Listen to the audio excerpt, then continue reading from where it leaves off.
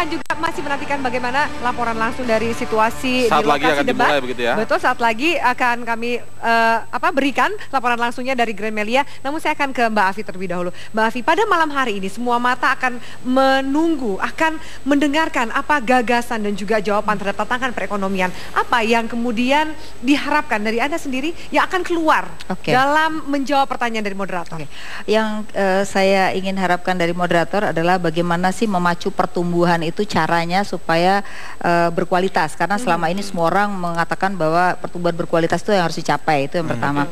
Yang kedua yang ingin saya harapkan adalah bagaimana pangan dan energi itu benar-benar menjadi fokus, karena kalau itu semua orang ngomong tapi strateginya yang paling kita pengen dengar, gimana caranya realistis atau tidak ya.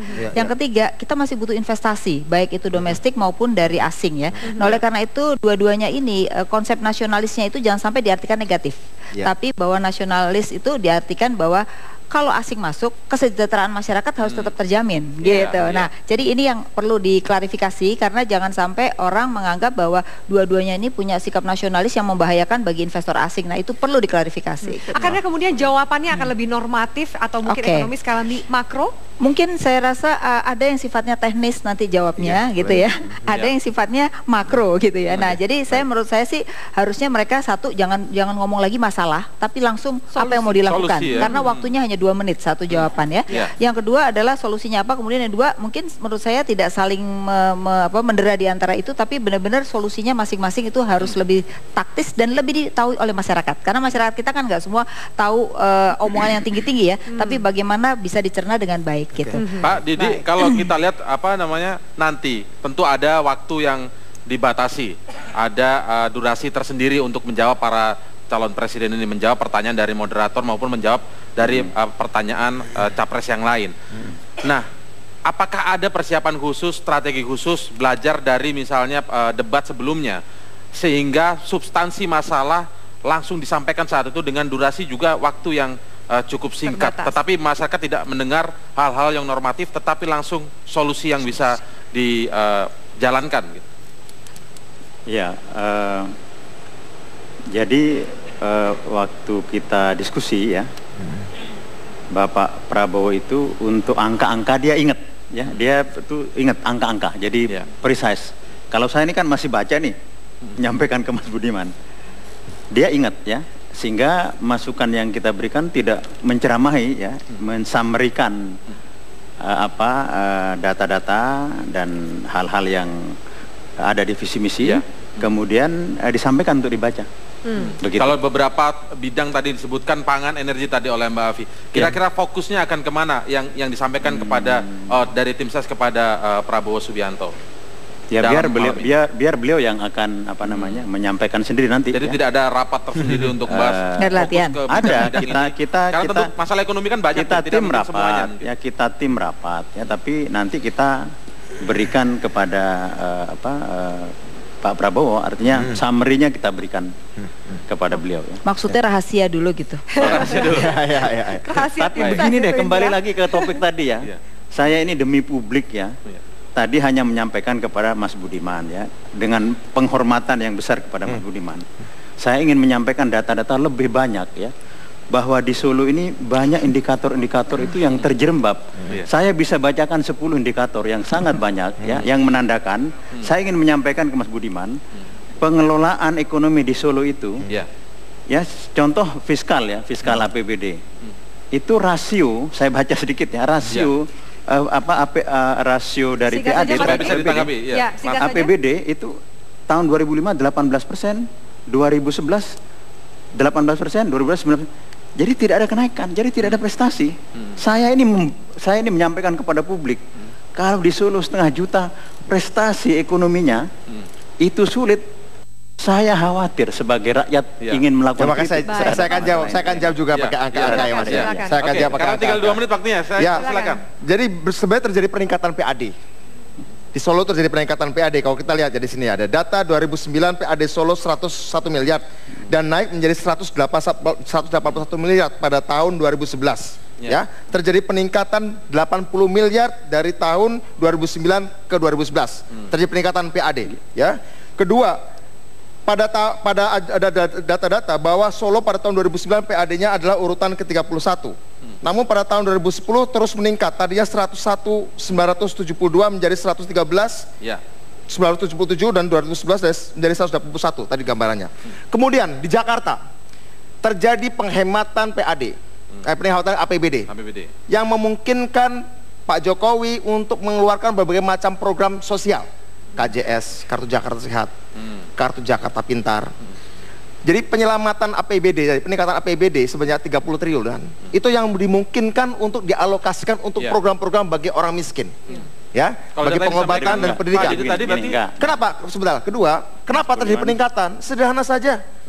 Orang jadi lebih semangat membayar pajak. Orang jadi lebih rajin membayar pajak karena ada trust. Kepemimpinan ada soal trust. Pertanyaan sekarang, trust apa yang bisa kita berikan, kepercayaan apa yang bisa kita berikan pada seorang pemimpin yang selama ini memimpin koordinasi ekonomi, jelas-jelas ya malah menghasilkan kesenjangan sosial, ya kan? Kemudian come up dengan gagasan yang saya kata tadi tidak realistis. Itu masalahnya. Bagaimana kita bisa mengetras? Itu nanti diputuskan tanggal 9 Juli, tapi sekarang kita kembali dulu untuk ke Grand Melia. Silakan Andini Effendi yang tadi berada bersama Yusuf Kala. Silakan Andini. Sebentar. Kita tadi sudah berbincang sedikit, Afi dan Indra, karena tadi sambil menunggu Pak Jokowi untuk keluar, saya menanyakan pada Pak JK ini udah ketiga kalinya untuk ikut cycle debat ini.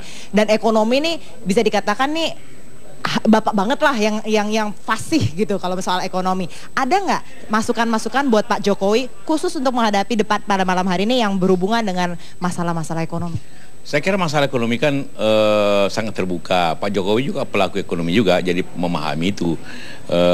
Apa yang kita bicarakan hanya mendiskusikan masalah-masalah dewasa ini dan juga masalah-masalah ke depan.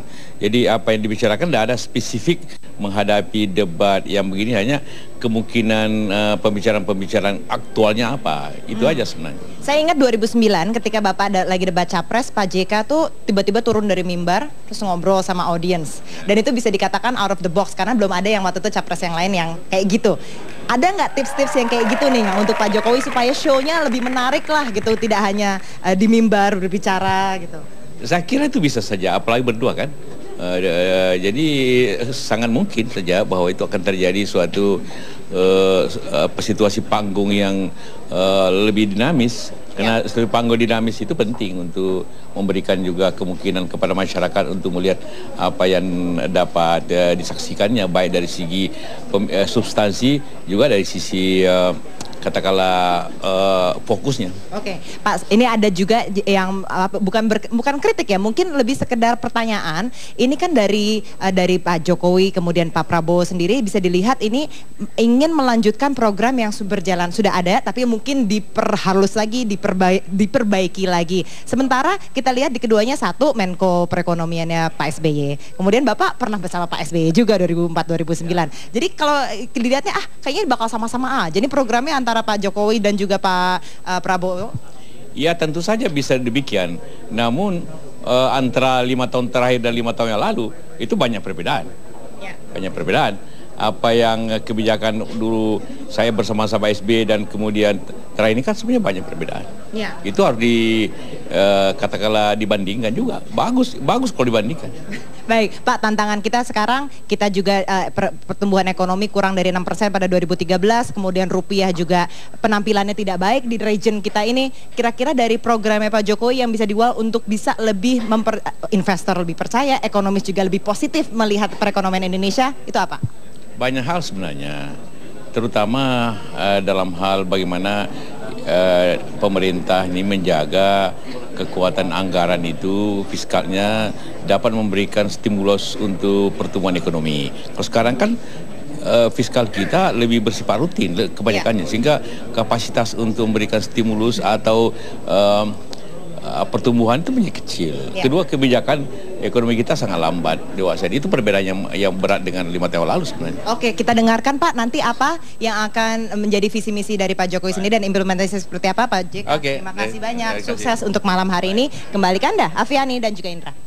Ya, baik, terima kasih Andini Effendi. Nanti kita akan segera kembali lagi untuk mengikuti bagaimana kondisi di Grand Melia dan juga kita akan lanjutkan perdebatan dulu yang sudah berlangsung. Ini pemanasan Indra. Dari tadi. Baik, kita akan lanjutkan sesaat lagi pemirsa, tetaplah bersama kami. Ya.